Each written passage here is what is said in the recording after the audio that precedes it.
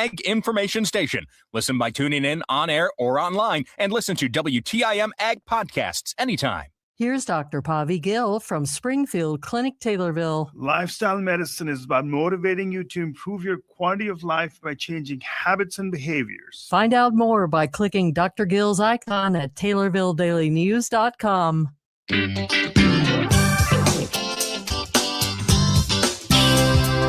WTIM.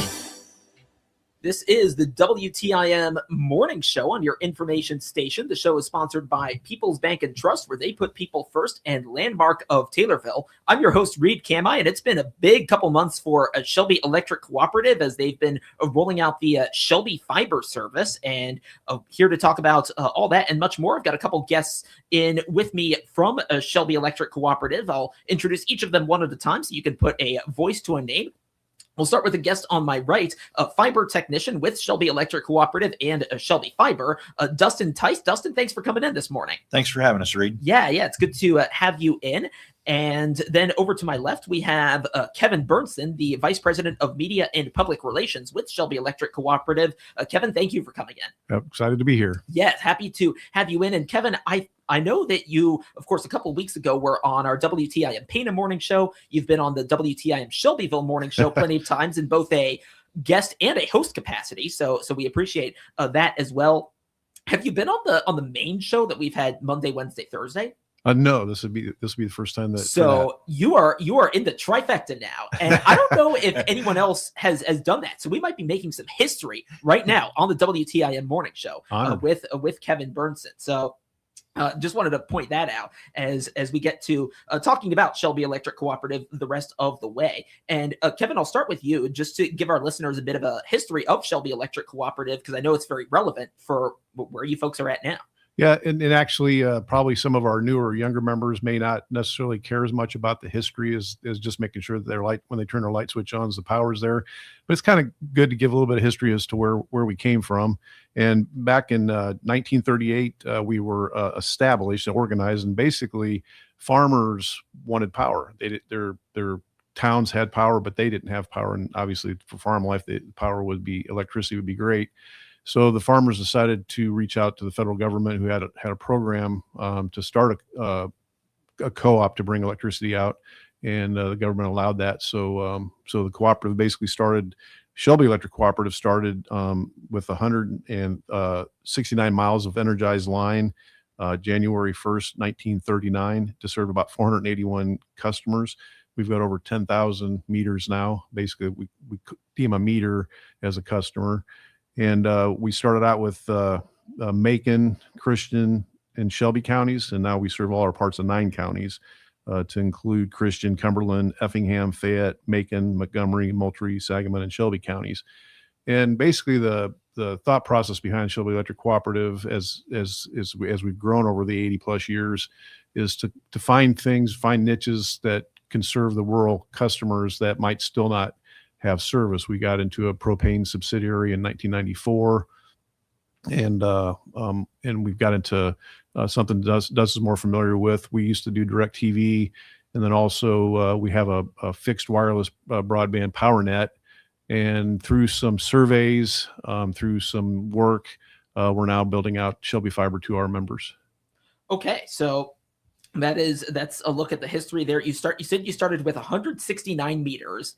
And now you're at 10,000 meters. Right. Yeah. It was 169 miles of line, 481 members served. Okay. And now, yeah, correct. Okay. So that's an expansion. Yes. That is quite some expansion. Of course, you had the time to do it. You said you started in 1939. Correct. Okay. So yeah, 87 years of service. That's a lot. And in a rural area like Shelbyville, obviously you don't have, a lot of, there's not a lot there. There's not a lot of service. So like, what does it mean to kind of be, the face of this kind of, utility service there for so long? Well, from a density standpoint, we serve about 4 customers per mile of line, which an investor owned, you're probably looking more like 30 or 40 customers. So very dense population.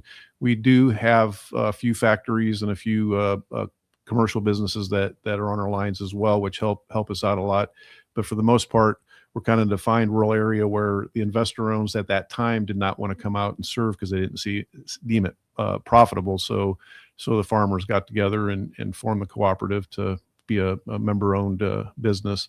We are member-owned. We're served by some directors, and we do have an outpost here in Taylorville, and our main office is in Shelbyville. Okay, and it seems like something where the farmers were just kind of taking matters into their own hands, right? They needed this sort of service. They weren't getting it from for-profit providers, and then they started it themselves. And no, it's just fascinating that how it started, how it's grown, and where it's going now. And that, of course, is a big part of the reason we have you folks in now. Anything else you want to share about the history before we kind of focus more on Shelby Fiber? And obviously there are all types of cooperatives, not just the electric provider cooperatives. There's food co-ops, land lakes, and those kind of things. There's over 900 electric co-ops throughout the United States. Okay, 900. So, yeah. So you're not alone in that capacity, but still important work that you folks do, and that work includes such things as Shelby Fiber, which I know is a big step in what you folks are doing. And I'll turn actually over to our next guest, Dustin Tice, the fiber technician with Shelby Electric Cooperative. Dustin, first, just give us a kind of an overview of Shelby Fiber and what it's like. Yeah. So, sorry. So with the Shelby Fiber product, we were looking at ways to better serve our members out there. Like Kevin said, we did some surveys, and with the PowerNet, it was doing a good job, but when we first started fiber, or when we first started internet, I always tell people it was a luxury to have high-speed internet out in the rural America. And now it's become more of a necessity. And PowerNet has just, we couldn't provide the service that the members needed, and they were looking for. So we went with the fastest alternative that there is out there, and which is going to be the fiber product. And Shelby Fiber is going to be the next step, and it's going to be a great product. I'm really looking forward to serving our members with it. Yeah. And you folks, if I remember correctly, you've reached a couple counties now. I think you just got into Macon County. Is that correct? Right. Yeah. Macon County was our first starting point up there. So with some grant funding that Macon County had available, teamed with Shelby Electric and the board, they decided to start there. We've got a few customers actually. Lit is the term that we like to use in that. So we've got about 12 customers on right now that we've been testing, working through all the bugs, making sure everything's up and running good before we really roll out the big product across Macon County and then stretch out across our entire service territory eventually. Okay, so just getting started there. So you mentioned starting in Macon County. So is it available in Shelby County yet, or is that later? That's coming. Yep. So we've got a couple crews in right now. They're doing some construction work out in Shelby County, some in Christian County. So we're starting to branch out, but Macon County was the starting point. Yeah, and people, if they're driving around through the country, they'll see poles laying down because we're replacing all the poles.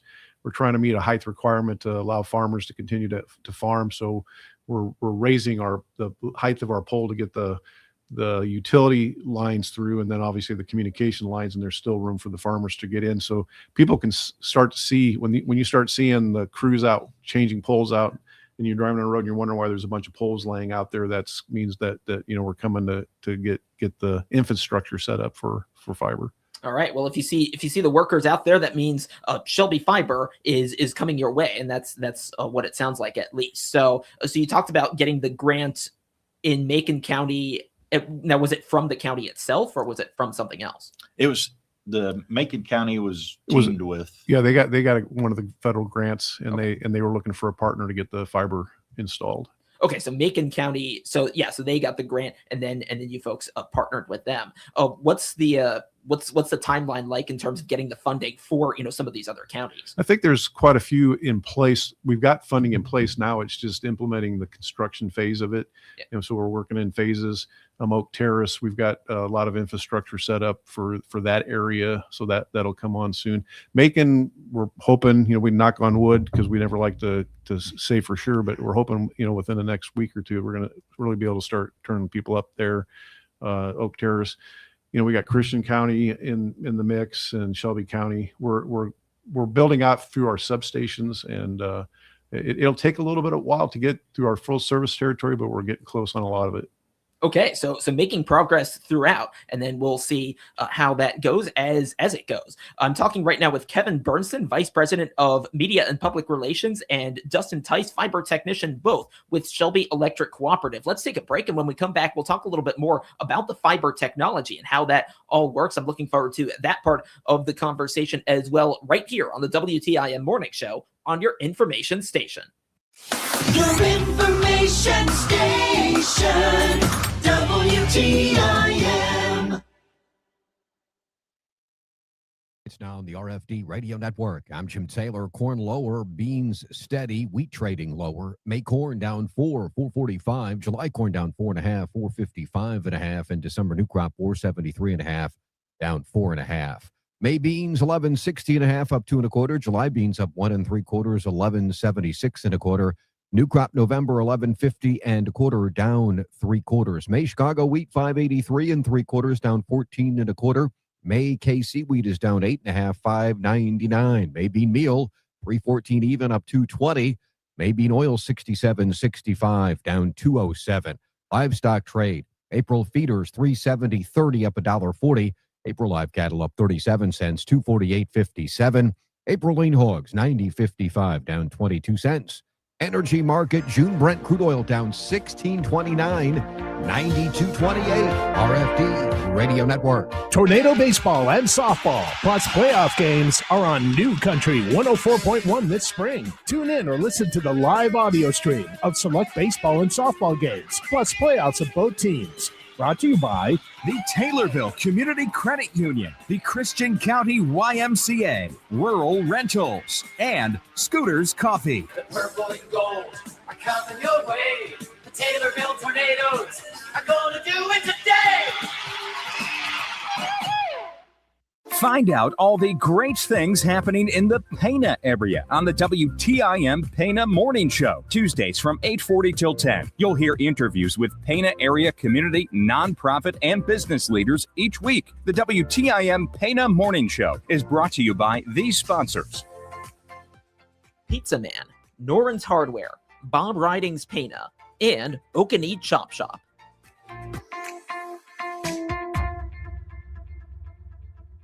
Finding the right employees can be a real challenge these days, whether you're hiring full-time or part-time. That's where the regional radio stations come in. We're here to help you connect with the qualified candidates you need. Check out IllinoisJobPost.com. That's IllinoisJobPost.com. It's part of our comprehensive radio and internet employment campaign designed to get your job openings noticed. For details, just reach out to your account manager. Put the power of radio and the internet to work for you at IllinoisJobPost.com. This is Megan Lopez with Nesty's Burger Joint on the south side of the Taylorville Square. To see our menu, click on our icon on TaylorvilleDailyNews.com.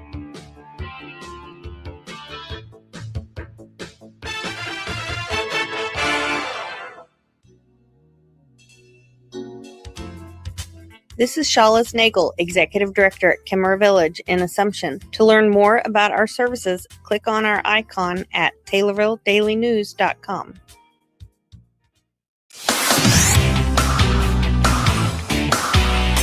WTIM. You're listening to the WTIM Morning Show on your information station. Welcome back. The show is sponsored by People's Bank and Trust, where they put people first, and Landmark of Taylorville. I'm your host, Reed Kamai, and I continue my conversation with two people from the Shelby Electric Cooperative, Kevin Bernson, the Vice President of Media and Public Relations, and Dustin Tice, a fiber technician. And there is it's a big time for a Shelby Electric Cooperative as they expand their Shelby Fiber service. And I don't know about you two, but I love myself some technology. So I'm going to turn it over to Dustin to talk a little bit about the technology, talk about kind of the installation process and what that all is like for anyone who might be interested in the service. So Dustin, on installation, take it away. Yeah, thanks. So there's really 3 steps to the process. After the members have reached out to the office to kind of, we'll say, get the ball rolling to get them internet service, we'll set up a meet and greet basically with me. or Chance Hinton or one of our other installers, we'll go out and meet with them, and we install a small gray box on the outside of the house, which is called our NID. It stands for Network Interface Device. And what that does is it becomes essentially the splice point for us. So we have a drop crew that'll come in, which is step 2. And they'll go from the road, whether it be an OFDC terminal that's located out on their utility pole or a handhold that's in place in their yard. And that NID gives them a place for the drop to go from point A to point B, so they know where they're headed at. And then once we get the drop in place, then we can come in and do the install. So, and then the install goes from the NID into the ONT, which is the optical network interface terminal, and the router. So, and then that's when they would actually have internet service then to the home. So, okay. So you've got all 3 of those steps there. And how long does that take? So the NID placement normally is a half hour or so, depending on, we like to get a lay of the land with the house, where things are at in the house and how we're going to get that placed in the right spot. The drop crew come in, depending, it normally takes them a couple hours to get the drop done. And then the install will take anywhere from an hour to 2 hours, depending on how long the wire run goes from getting the fiber into the house. But with each of those steps, there's everything else that has to be involved in there. Obviously, you've got to call in Julie locates to dig or do any kind of buried work in there, things like that. So from point A to point B, we really like to try to stay under 2 weeks once this all gets going. Okay, so you do all the prep steps, you call, which is actually something I had not thought about. So that's something worth considering. And then you had the consultation, it sounds like. And I would imagine, from a customer standpoint, if all goes well with that, they probably want to get it installed pretty quickly. At least bring the folks in right to do those steps. And it sounds like those 3 steps are kind of a one-day effort. They could be, yeah. So like I said, it just takes time over the course of it, because after we get the NID place, like I said, then try to get the drop crew in, depending on how many they've got to do. It doesn't take long to do the drop per se, but the timing of getting your Julies called in and things like that can take some time. And then the install, like I said, should only take a couple hours at the most. So, how have these installs gone in terms of just making sure everything is actually up and running technologically? Have you folks run into a lot of issues? Has it been, smooth sailing with these steps? What's that been like? Yeah. So I've been in the install side of things for basically my entire career at the co-op, and there's always every house is independent of each other, and there are always new things that you're going to run into at each one. But really, so far we've not had many issues per se with the installs. They're still pretty similar. We're just running basically wire from point A to point B. We try to keep it as clean as we can and make it look as neat as we can. I always stress to the other technicians, make it look like you'd want your house to look. Pride yourself on the work that you do. Like Kevin mentioned before, the co-op's been around since 1939, for Shelby Electric. We're not going anywhere. And our members, we're not a fly-by-night company, so they're going to deal with us on regular basis. So we want to always make sure those experiences are good, that they, when we're out there with them.